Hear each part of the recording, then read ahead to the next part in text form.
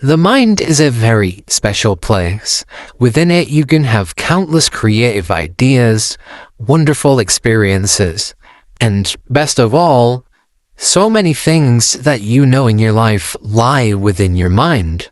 But what if your hedge was against you, and every time you drifted off to sleep, and every time you closed your eyes, something was waiting to hate more than you can imagine?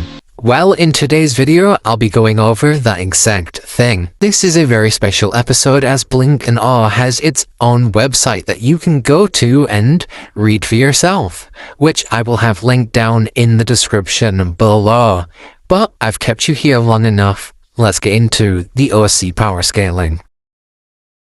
The best AP scaling Blink themselves has is probably this feat here where they survive 4 dynamite sticks on a birthday cake, which isn't that impressive as you can only really get this to like the walls or small building level in terms of AP.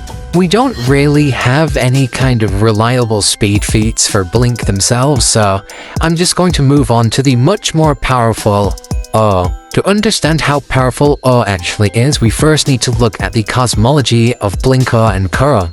In the cosmology, there are 2 realms, the mortal world and the afterlife, which holds heaven and hell. Blink O's dreams are verbatim stated to be 3-dimensional, so we can assume that the universe and then the afterlife would either be 4-dimensional or higher, which would actually be pretty consistent as it is stated in the doc itself that these realms, or the afterlife, is above the mortal universe. So in terms of layering, we know that the dreamscape is a 3-dimensional construct, which would then be below the universe, which would be 4-dimensional.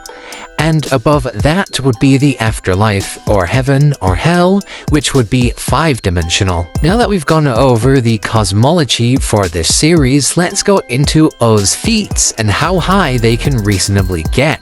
The 2 best feats that O would have in his own series would be the time he replaced and became the sun, verbatim stated by the author, and the dreamscape itself. I'll get into the dreamscape later, but right now I'm going to talk about the sun feat, which the author verbatim states that it was going to crash into the planet that was inside of the 3D dreamscape. Now, the author also compares the feat to the Majora's Mask moon feat, but since this is a sun, it would be a lot more powerful.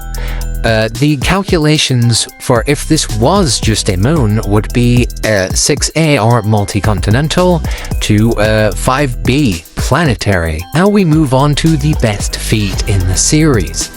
O, who is verbatim stated, and I went to go ask the author themselves about this, can create or destroy 3D spaces like the dream world, which at a low ball you can scale going off of this similar feat in God of War 3 to solar system level all the way up to universal in AP. But now that we can move on from his AP, let's get into O's speed. Okay, so for Lawrence, this, hey, okay, hang on.